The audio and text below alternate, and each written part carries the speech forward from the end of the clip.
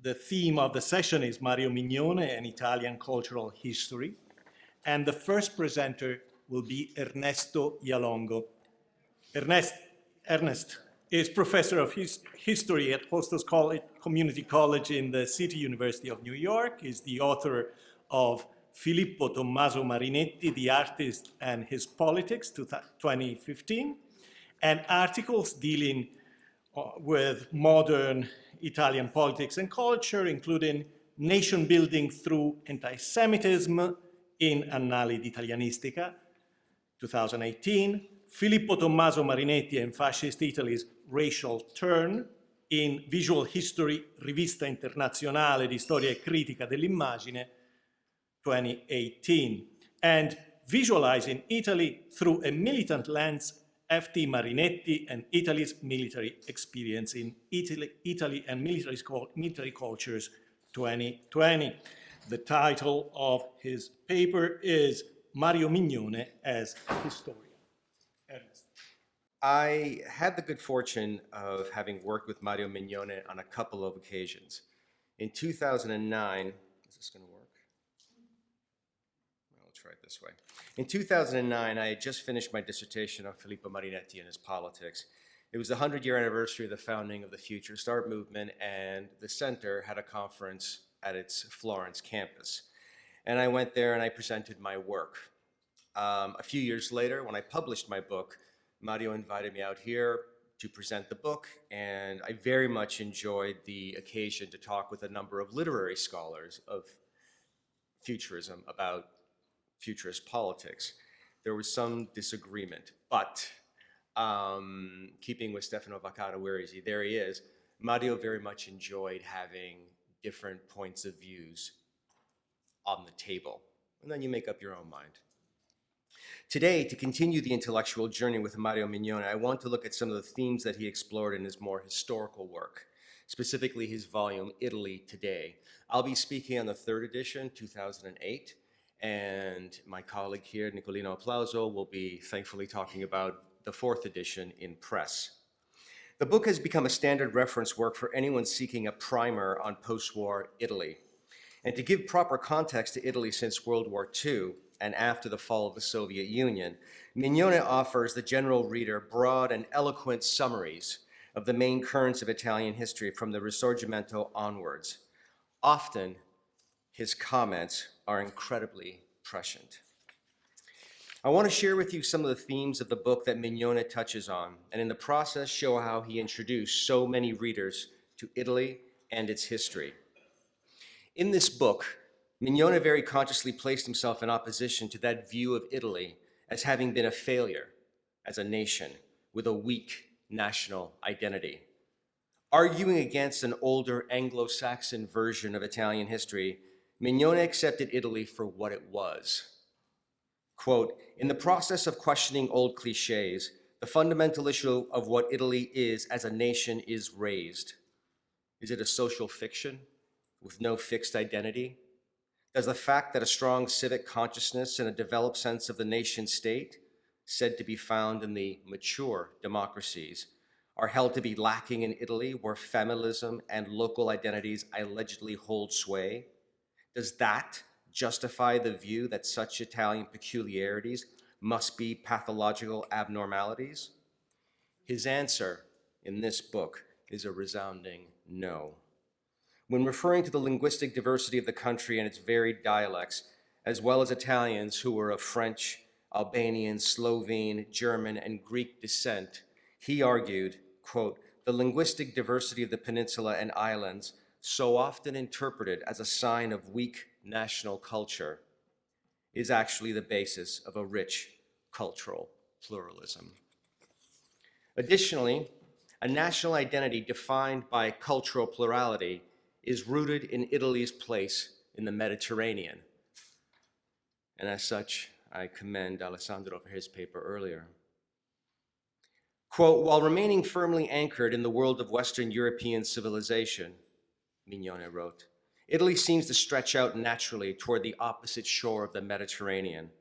Thus, Italy can be considered to be the most natural link between Europe and the peoples of Africa and Asia, bordering as they do on the same sea and sharing over many centuries both historical events and cultural influences.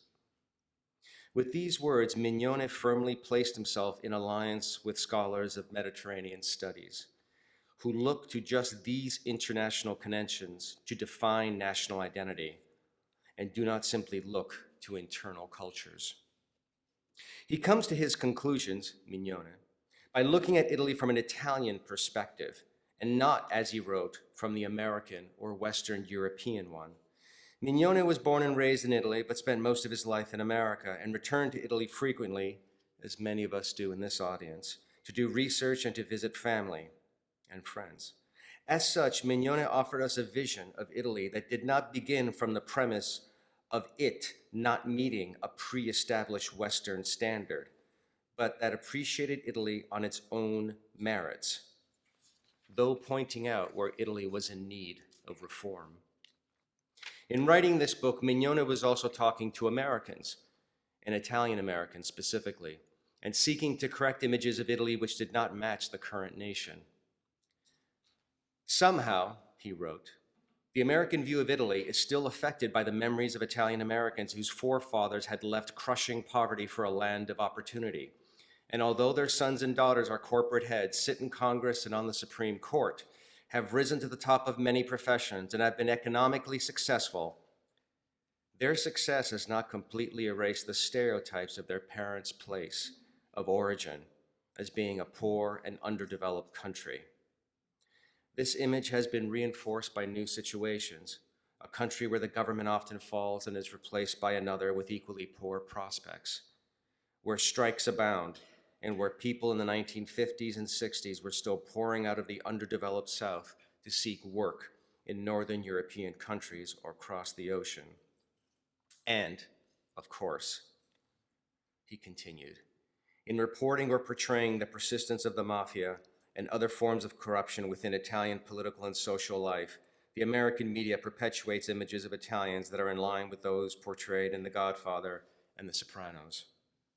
In the face of these ideas, Mignone wanted to offer his readers a sense of what Italy actually was and how it got to be that way. When surveying Italy's post-unification history, Mignone effortlessly summarized the main trajectory of the story. He noted that, quote, contrary to the myths about the Risorgimento, this movement for Italy's resurgence was anything but a popular groundswell. It was Italy's failed revolution. Cavour united Italy under a government guided by aristocratic oligarchs who had a great fear of populism and no intention of sharing the national government with the masses. And as a nation unified under Northern rule, he added, it was clear that the South had been reluctantly accepted into the new state. The anti-brigand campaign army officers and the government understood their opponent predominantly by means of a series of hierarchical binary oppositions, such as between civilization and barbarism, reason and violence, social order and crime. These conceptions of the South as being constructed in opposition to the North, he noted, persists up to today in the debate of North versus South. This notion, of course, has not gone away. When dealing with the North-South divide, Mignone clearly connects the problems of Southern underdevelopment to the portrayal of the South as the barbaric, civilized other, quote unquote. He writes, at the superficial level of the kind of images evoked, one can find the same ethnocentric themes across a century of Italian history, connecting the depictions of the uncivilized South after unification and referring to the 1992 election and the emergence of Umberto Bossi's Northern League. Mignone made the connection explicit. The wastefulness and degeneration of the Italian state can be selectively blamed on the presence of Southern workers in state jobs and on public assistance, and clientelism in the South, all of which are seen to contrast with the image of a widespread self-reliance in the North. Vague aspirations to a European identity can be seen simultaneously as a move away from quote-unquote Africa, as Umberto Bossi commented just after the general election of 1992. And these are Bossi's words. The North has chosen federalism and Europe. The South has chosen fascism and Africa. But on another level, Mignone, in his 2008 edition of this book, also predicted the development of Italy in 2022, when it came to the role of the North and the South in Italian politics. When dealing with the post-Risorgimento, Mignone noted how the North-South divide was persistently papered over in the late 19th and early 20th century by politicians and intellectuals who resorted to extreme nationalism, such as Enrico Corradini, Filippo Marinetti, and of course, Benito Mussolini, whom Mignone wrote was, quote, a charismatic figure who could handle well the power of words, though did nothing to heal the North-South divide. This recounting of Italian history and the effect of the Southern question on Italian politics, I believe, neatly predicted the development of the current League of Matteo Salvini, where the other of the South has been replaced by the other that are the migrants. In seeking to build a national identity and following, the League now embraces the South in a surge of populist nationalism targeted against actual Africans, as well as people from West Asia and Eastern Europe. And through it all, the South's persistent economic problems of poverty and unemployment are not addressed. When writing about post-war Italy, Mignone is careful to offer a balanced appraisal of its development, but with a clear eye to its problems. For instance, when looking to the post-war governments and the dominance of the Christian Democrats, he wrote, if the DC, the Christian Democrats, can take most of the merit for the miraculous economic recovery of Italy, it also had to take some of the painful responsibility for the ever-widening economic separation between North and South. Mignone accepted that the Casa per il Mezzogiorno was critical in helping to bring basic infrastructure to the South to boost economic recovery. But because of poor planning, persistent poverty, progressive emigration to the countries of Northern Europe, and most especially Northern Italy, were the result. Mignone also tackled the notion that Italy was a failed democracy after the Risorgimento because of its endlessly short-lived governments and the multiplicity of political parties. Mignone simply retorted that, quote, Italy has also had one of the most stable democracies in the West. It was the only country in Europe to be ruled by the same party, the Christian Democrats, for almost 50 years, and did not see change in the political elites during that time. And the parties changed as necessary. The Christian Democrats moved left to work with the Italian socialists. The socialists went from being a workers' party to a party of the radical center. And even the communists let go of its Marxist-Leninism, embraced working with the Catholics, and distanced itself from the Soviet Union, and embraced NATO through the 70s. But Mignone is also clear on the dangers of having one party dominate politics through the post-war era until the fall of the Soviet Union. While it provided stability, he wrote, the extreme longevity and power of many politicians instituted a kind of dictatorship in a very democratic system. A case in point was Prime Minister Giulio Andreotti, who served as Prime Minister 7 times and held various other positions. How did politicians like him survive? Mignone explained that, quote, Andreotti belonged to a world of compromise, flexibility, pragmatism, shrewd political maneuverings, and ruthless realpolitik. For instance, in the 1960s, he was the leader of the Christian Democratic right wing, opposing the entrance of the socialists into the government. Then in the mid-70s, he headed the first Italian government supported by the Italian Communist Party. He established his reputation as being pro-NATO, but then began flirting with the Soviet Union before Gorbachev even arrived on the scene. I found this passage particularly appealing because it again showed Mignone's clear connections across various eras of modern Italian history. In this instance, Mignone was outlining the persistence of what scholars have called trasformismo, as the glue that has held together the Italian democratic experiment since unification.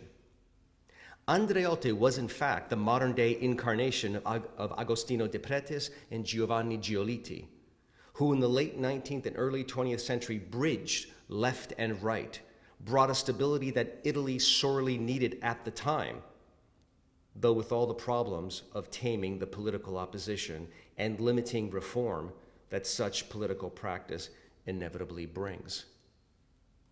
The dominance of the Christian Democrats and their ally, the Italian Socialist Party, came to an end with the collapse of the Soviet Union and the overthrow of communist governments in Europe.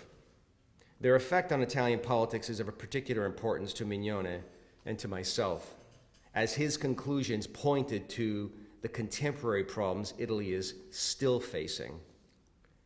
This, I believe, is another instance of Mignone's accurate depiction of Italian history, as those lessons still hold true a generation later. The Cold War, he wrote, had caused political immobility, even as adversaries, the Christian Democrats and the Communists, had reinforced one another. Fear of the Communists kept the Christian Democrats in power, and popular dissatisfaction with the government kept the Communists strong. There was little room in the middle for smaller parties, which became satellites of the big ones. With the collapse of communism, however, the situation became fluid. The fall of communism may have been the catalyst that precipitated all the distrust that had been developing through the years. In fact, the political earthquake recorded in the election of the spring of '92 was mostly the result of anger at the Christian Democrats-led governments long held in check by fear of communism. And predicting the morass of multi-party politics that defined Italy thereafter and today, he added, "The vacuum created by the collapse of ideologies was filled by a proliferation of special interest and anti-system parties. It had been difficult enough to govern Italy with 12 parties represented in parliament. What would happen," he asked, "with a 20-party representation is unimaginable," as it clearly proved to be. The Northern League and its descendants were born of that election in 1992. And after referenda demanding electoral reform, minimizing proportional representation in favor of majority votes, Berlusconi's Forza Italia, Umberto Bossi's Northern League, and the neo-fascist Movimento Sociale Italiano formed a triumphant right-wing coalition and took power, though not having a common ideological program. It was difficult to read this section of Mignone's book and not consider the recent Italian elections. With the same right-wing coalition, all with different ideological positions, having come to power. The Fratelli d'Italia is the successor of the MSI, though now in the driver's seat of the coalition. Matteo Salvini now heads the League, but Silvio Berlusconi is still there, running Forza Italia, what little of there is left. In another prescient comment, still true today as when it was written back then, Mignone notes, "The success of Berlusconi's Forza Italia in this first parliamentary election to be held under majority electoral system suggests that these new political identities are far from solid. The election showed that while there are voters who strongly identify with a particular political formation, there has been the emergence of a large electorate whose sense of political belonging is not a central, important, and conscious feature of their lives. Public disillusionment with political process as reflected in falling electoral turnout and party membership was symptomatic of a decline in strong political attachments and could be observed throughout the Western democracies in this period. For many, politics as a vocation became politics as spectacle. For the great majority, politics is experienced as essentially a passive activity that is almost dependent on media representations of political monologues or interviews between politicians and journalists. How much truer is that today, with declining voter turnout in Italy, the disenchantment of young voters, and the hegemony of Twitter and television in the making of talking points which drive election politicking, often without any basis in rational policymaking. From calls to drastically eliminate taxes or increase spending, and thus driving up the Italian debt contrary to EU regulations and endangering EU financial aid, to reckless and unrealistic claims to close Italy's borders to all migrants. Mignone sought to explain this political disillusion with an analysis of the electoral reform of 1993, which allocated more seats by a majority system. He explained the resulting political fragmentation, instability, and consequent disillusionment of the Italian voter in this fashion because of the change in the electoral system, which to me still rings true today. While many Italians believe the retention of a proportional representation component has led to persistent party fragmentation, the problem appears to originate in the internal agreements reached by coalition partners in order to allocate single-member college nominations. Smaller parties usually demand and secure safe seats as a condition for joining one coalition or the other. Rather than risk losing the election, the larger coalition partners usually bow to these demands, outrageous as they may be sometimes. Consequently, small parties often secure parliamentary representation even when they have failed to reach the basic threshold. As such, he continued, these alliances have been largely geared to win elections first and sort out policy differences among coalition partners later. But usually these differences are too difficult to hold together, and these coalitions constantly fall apart from the inside out. One reads these words, which were applied to the election of the 1990s and 2000s, and is stunned that Mignone's historical analysis still holds true for the political maneuverings of the last few years and recent months in Italy, where you see first the Five-Star Movement and the League form a government, then the Five-Star and the Democratic Party form a government, then Draghi's technical government, which then came apart when the COVID crisis started loosening up. But let me finish with this on a higher note. In all of Mignone's negative commentary about the state of politics in Italy as spettacolo, the multiplicity of political parties, voter disenchantment, and weak governments built on unwieldy coalitions, at root he was confident of the state of Italian democracy. After the travails of the Brigate Rosse and the neo-fascist terrorism of the 1970s and 80s, and then the discovery after 9/11 that Al-Qaeda was being funneled into Europe through its mafia connections, the state reacted with aggressive anti-terrorism measures and to protect Italian democracy. And, Mignone wrote, the state won the battle against domestic terrorism. In more ways than Italians themselves may have anticipated, terrorism brutally tested the proposition that Italy's democracy at bottom is a strong, healthy institution. Because the preservation of a high-level democracy in a pluralistic society may require special security measures, Italians have adapted to a new style of living, whether stoically enduring long lines outside security entrances, state offices, or bank offices. Italians have quickly responded that freedom, whatever the price, has to be preserved. From this position, I would imagine Mignone would have marveled at the immediate and extreme measures adopted by the Italian state at the beginning of the COVID lockdown in an effort to preserve the nation itself. In that crisis, the parties came together and allowed Conte and then later Draghi to rule in a virtual wartime coalition.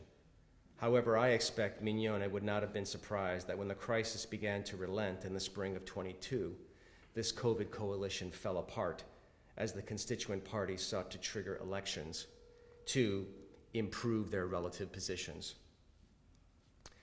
Mario Mignone was predominantly a literary scholar, but he excelled in explaining modern Italy to his readers in his book, Italy Today. I look forward to the 4th edition, which my colleague will now discuss. And I want to thank the Center for Italian Studies for giving me this opportunity to take one more intellectual journey with Mario Mignone. Thank you.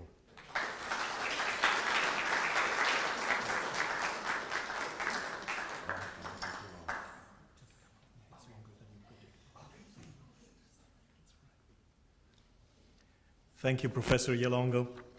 The next presenter is Nicolino Applauso. Dr. Applauso is the director of the World Languages and International Studies Lab at Morgan State University, where he was also instrumental in the foundation of the Italian program in 2018. His main research is on Dante and medieval literature and politics, satire, and modern Italian history. His recent publications include 2 books, Dante's Comedy and the Ethics of Invective in Medieval Italy, Lexington Press 2019, and Dante Satiro, Satire in Dante Alighieri's Comedy and Other Works, Lexington Press 2020. He is currently finalizing the 4th edition of Italy Today, Changes and Challenges from World War II to the Coronavirus Pandemic, forthcoming in Peter Lang 2023. The title of his presentation is Caro Maestro e Cavaliere Mignone. Cosa scriviamo oggi? Reflections on writing the new edition of the seminal multidisciplinary masterpiece Italy Today, from World War II to the Coronavirus Pandemic.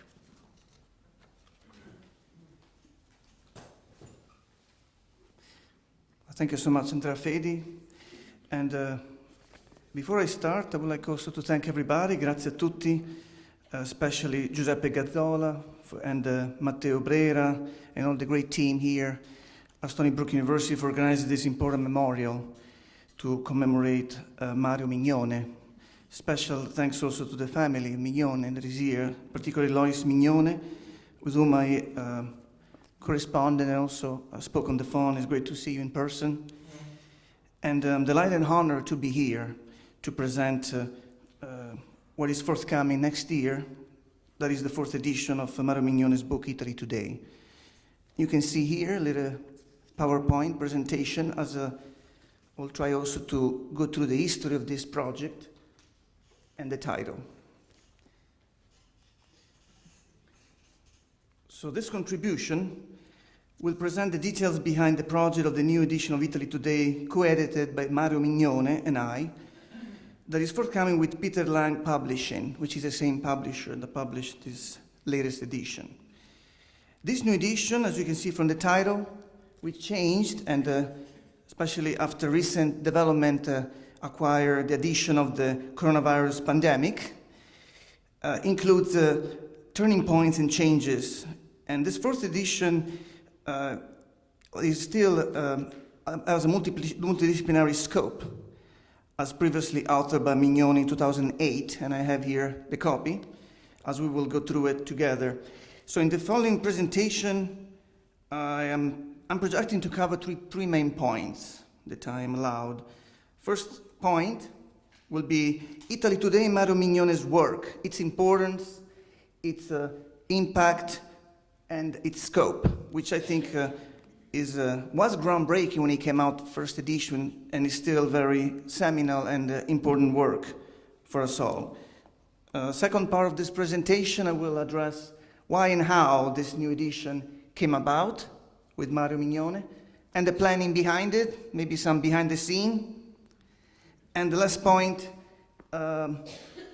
is about the challenges that the authors are facing this new edition, now that the times are changing, are moving toward different history, and the time goes from picking up what has been done, covering the most recent material that wasn't covered in the original edition, which goes from 2008 to 2022 or 23. I think 23 will be the cap of the, and writing with Mario, which has been going on for quite some time now that I'm involved in finishing this project. I would like to start first talking about what is behind this work as a textbook utilized mainly for teaching history, Italian history. And I have here, as you can see, some picture. Teaching Italian history present many challenges and reward. This is because the subject matter and the development of the history of Italy and of the Italian people has been taking so many complex and diverse turns that it will not be completely wrong to talk about several entanglements throughout various ages of Italian history. Here you can see some picture of some books, history books. And any author or historian that writes such text, when faces things in Italy, I think this is a great challenge because indeed, unlike other nations, the historical tradition of Italy traces back thousands of years and covers so many political and social changes and social and economical within the century that a reader must get lost or worse, fail to find a united path to walk through this intricacy and long period. Maybe this is the reason that not a great number of textbooks are available. As you can see here, not many are already available. There are many studies about Italian history you can find, but putting those studies in readable textbook delivered for classes and teaching for pedagogical research and pedagogical practice is not too common. There are so few. Now, we do have a good number of study and research, as I mentioned, but these are some of the most well-known examples of text written for teachers to be utilized in the classroom. Paul Ginsburg has been one of the most cited examples. It was published some time ago of an Italian history textbooks. There are others you can see. And they cover different periods. And these are utilized mainly for English-speaking countries, in England, I guess Canada, the United States. Now, you can see the work for Harry Herder with Wally, goes from ancient times to modern Italy, and the most recent one here by Anthony Cardoza. And let's take Ginsburg now. While Ginsburg highlights the political development of Italy from its origin to recent years, other examples show different focus on the range of years, which at times is wide and cover a large period, like you see on the right. Now, each historian is always faced with this difficult task: how to present the complex and multifaceted history of Italy, where to place reflections and facts with a cohesive and coherent narrative, when oftentimes history doesn't proceed through a linear path or toward discernible growth, or I would say positivistic or progressive development. Although valuable, these books do not always include too much details about various implications of historical moments and present readers with various challenges. Paul Gibson, for example, as many others, explained the rationale behind this work. And this is a more concise history that you may have used. You can see here what Paul Ginsburg mentions that explain the fact that it is written like a success story, gradually developing from war-torn and poverty-stricken country, regionally and predominantly agrarian, to a successful story of recent years in Italy. It's a success story, like many other books. Oftentimes, this approach seeks to simplify the complex and multifaceted history of Italy by putting into a digestible narrative. As you can see here, from the explanation, is a reaction that is given, especially to other studies, in this case, British historians, that often seem to write of Italy in a slightly condescending manner, not surprisingly. And this example of Harry Herder as well is a way to contrast that. But in doing so, what happens, and this is the main point I'm trying to make, that the book becomes a defense in a way. Maybe there is a little agenda here to promote the Italian history. Now, why is this different from the work of Mignone? Now, the work of Mignone, right when it came out, created a precedent, a very different type of work. You can see the 3 editions here, first one coming out in 1995, that was published 10 years after Mario Mignone founded the Center of Italian Studies in 1985, which established a cultural bridge between the university and the community and created the first endowed chair in Stony Brook in the entire College of Art and Science. Now, you can see here what is the difference, I think, between this seminal work and the predecessor, in a way, other history books and textbooks that are still coming out. There is a strong connection with the student-centered approach. Right at the very beginning, and this is the edition of 1995, there is the students. The students are in the picture. The historian and the teachers are two figures combined. Mario Mignone here is starting right away off the bat, saying, I began to teach my course on modern Italy or give a lecture on the topic. I asked those present to tell me with what they associate Italy and Italian. So the target readers are students, and you can see the approach is open and multifaceted right from the very start. You can also see in these other examples how the work seeks to be very comprehensive, not a linear or perhaps focus on a specific point, like I showed you earlier with Ginsberg politics. Here we have the various phases. The fact that the work doesn't seek solely to approach the political or the social, but many and many different points. Right away, when the book came out, was recognized as a groundbreaking and seminal work. And you can see some of the review that shows that appreciation, a framework that courageously built up the dynamics that gave impetus to the profound transformation. We have other that see the documentation behind it, see the multifaceted and the complex arrays of perspectives of this work. And Mario Mignone, as you can see here, since 2008, has been thinking about writing this new edition. And as you can see here, since 2008, many things have changed. And this edition that I have here was requested not only from the student, but from many other teachers that use this throughout the United States. You can see again the focus on culture, the focus on the various aspects of Italian history, politics, economics, society. As you can see here, not merely in a linear way, but also showing all the contradiction, the complexities. And I may also add anthropological, socio-political, many approaches, economical, as you can see in the book. Attention to great details and objectivity from Mario Mignone, as well as his very clear stance. And the most important point I would like to highlight is the heterogeneity and the changes that occur in Italy that are highlighted. As you can see here, this is from the first pages and the first chapter of the book, the various conflict and complexities. And you see the objective of the author to avoid making the mistakes from many Anglo-American anthropologists, focusing on small communities, perhaps using samples and data to make a larger assumption. Again, Mario Mignone is very careful, documented his approach, holistic yet particular. I will say a first in this type of works for Italian history textbooks. This, I think, as many of his achievements brought him to receive a very great honor from Italy.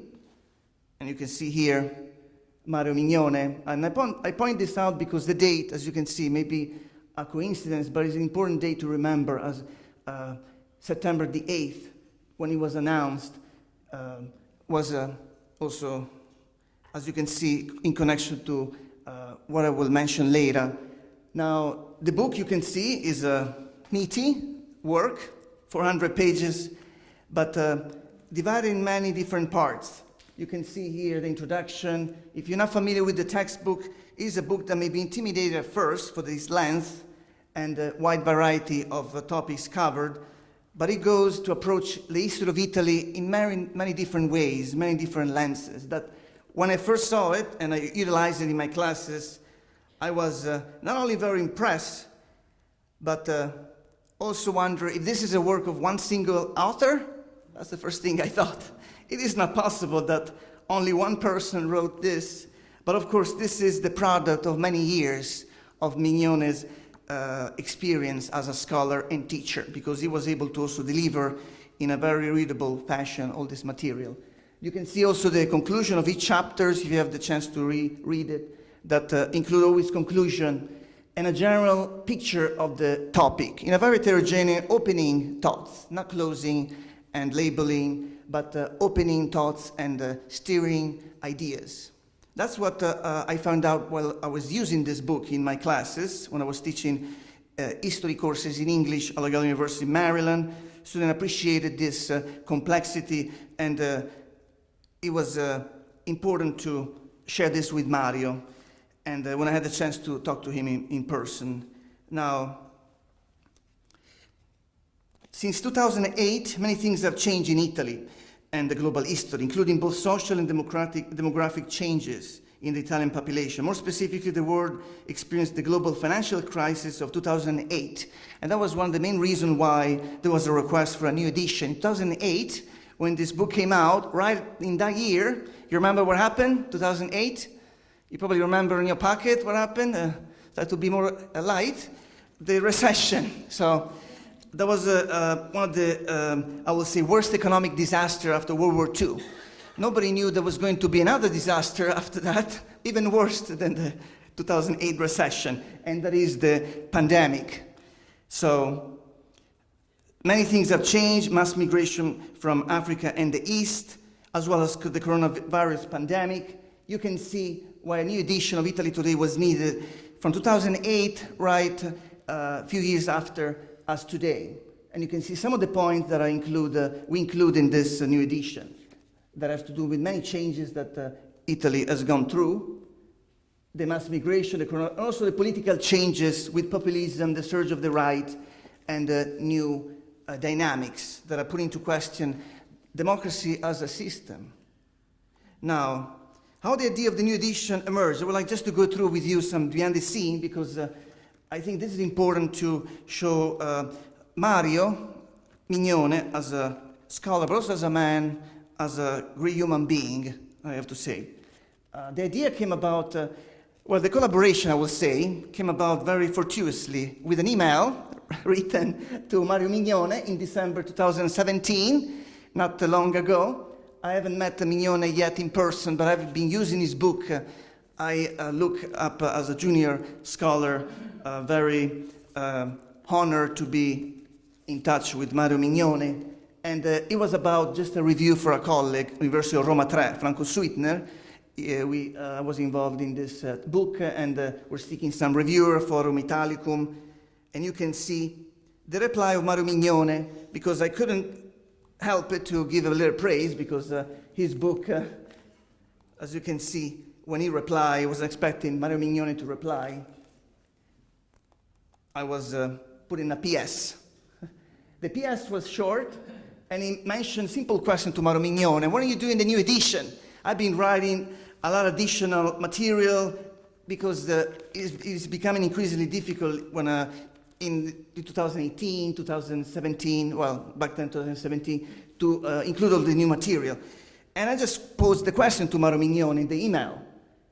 Mi chiedevo se stesse considerando aggiornare questa importante antologia, Berlusconi, Movimento 5 Stelle. We were close to the new election. And Mario Mignone answered, of course, to the message about the review.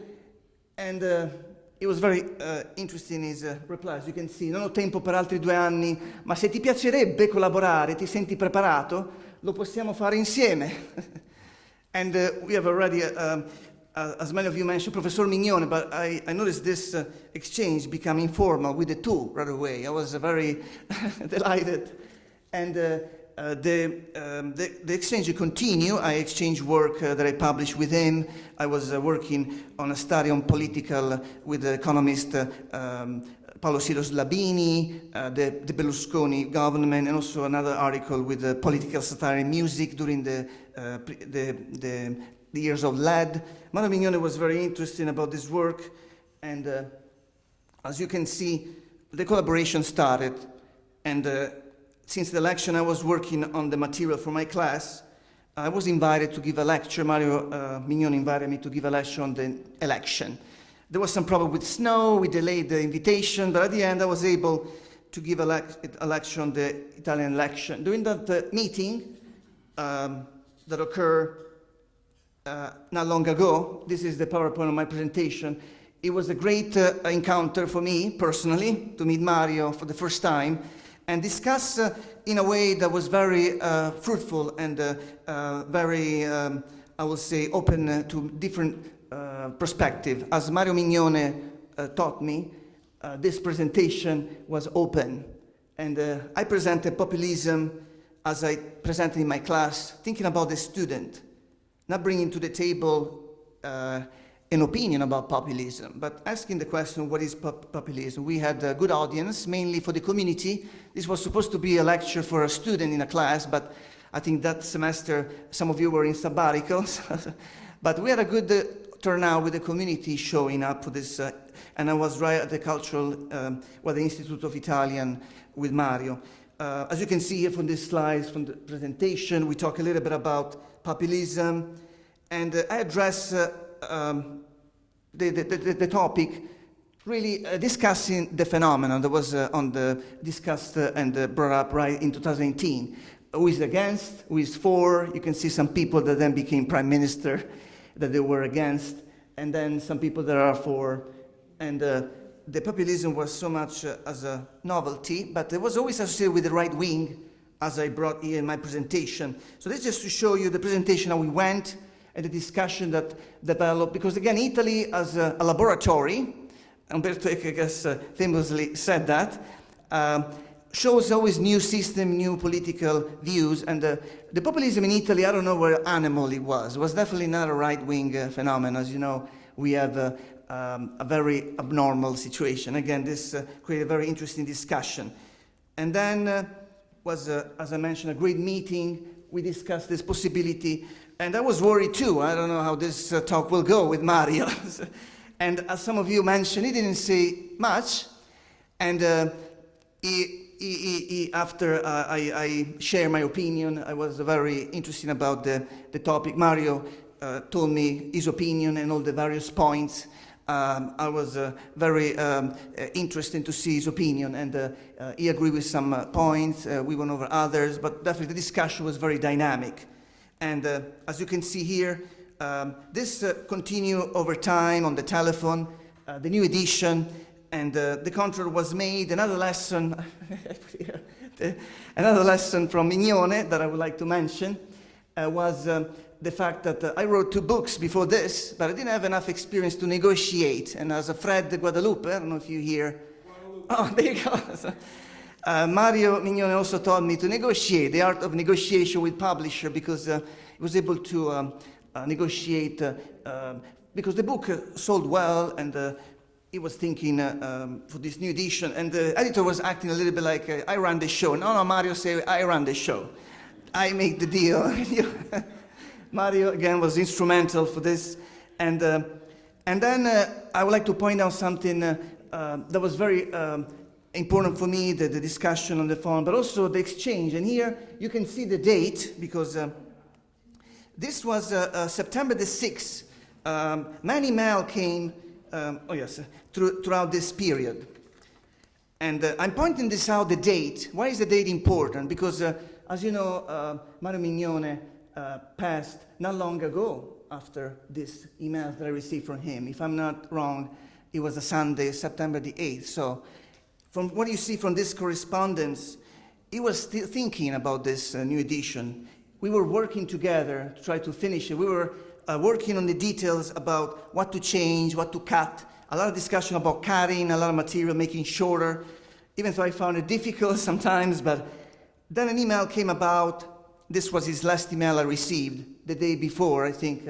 And the email he sent me some comments from Bonafin that also discussed with Signora Mignone about making this more interactive, perhaps including questions.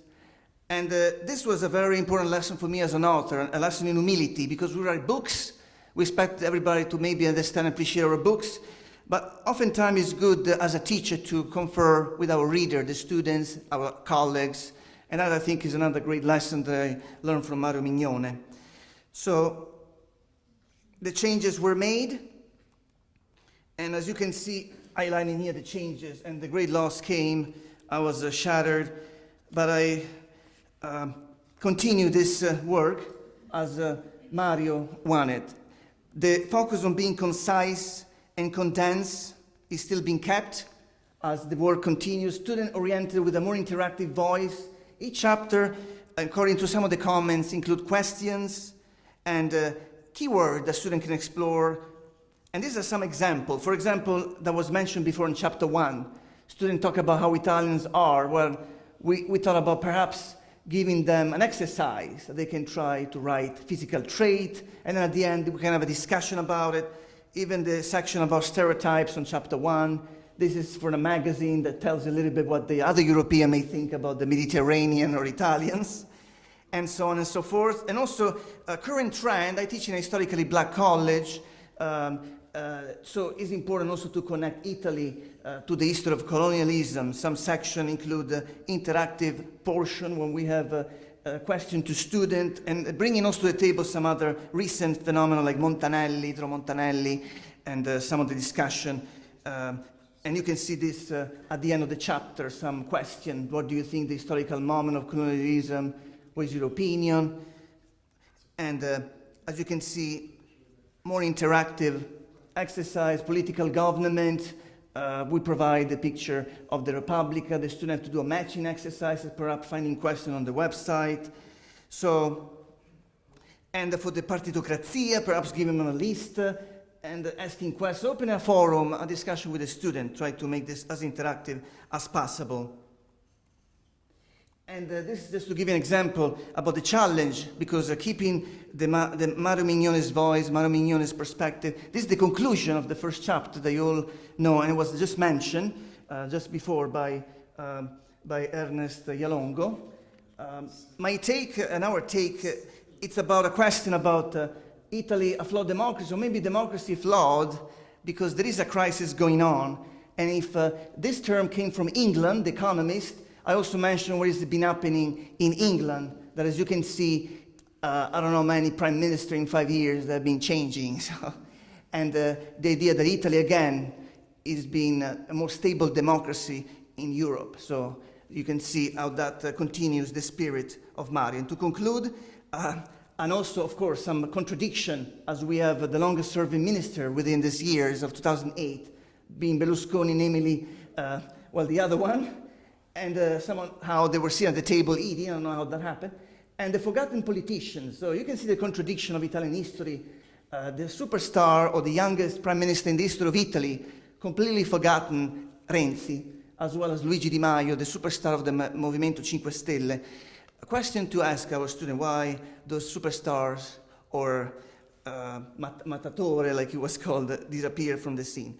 So there's also a new chapter, brand new chapter about Nuovi Italiani, and I collaborated and seek material from other activists and other, showing the Italian experience, and that's what Mario also, I think, taught us all, not following the usual linear or stereotypical way, because immigration is being connected oftentimes with strife, problems. So the idea is to follow Mario's league and introduce entrepreneurship in the pictures, because that's what immigration is. So these are some entrepreneurs. You can see there's a line of new Afro-Italian, the great presence of Chinese Italian that are revolutionizing the economy in Italy with the introduction of the dollar store or euro store, and the Prato community. So things that can be interesting for the student to know and discuss in class.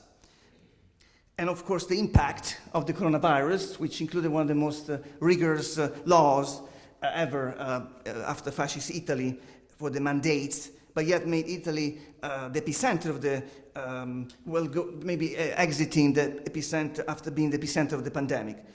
So, and to conclude, sorry I went a little bit over my time, but I would like to say, Mario, last time I heard from him, he said, "Occupantene tu."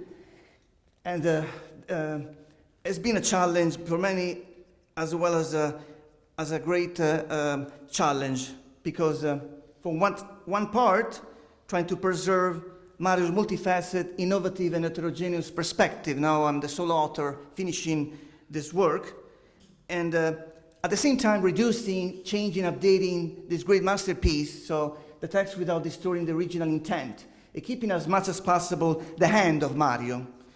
And to conclude, keeping Mario's hand through his strong position that do not merely praise Italy or shine a positive light or depict a linear history, but unveil the complexity and intricacy, the intricate beauty of Italy and the Italian people through rapture, inconsistency, paradox, and its leading uniqueness that made Italy a model for many things. So I've been asking myself this question as I'm reviewing with my little Nell this big hand of a dragon. And the question is, caro Mario, cavaliere e maestro Mignone, cosa scriviamo oggi? I've been saying and asking this question to myself, and I'm also asking this question for you, as we continue to keep alive the legacy of Mario Mignone today. Grazie Mario, e grazie a voi.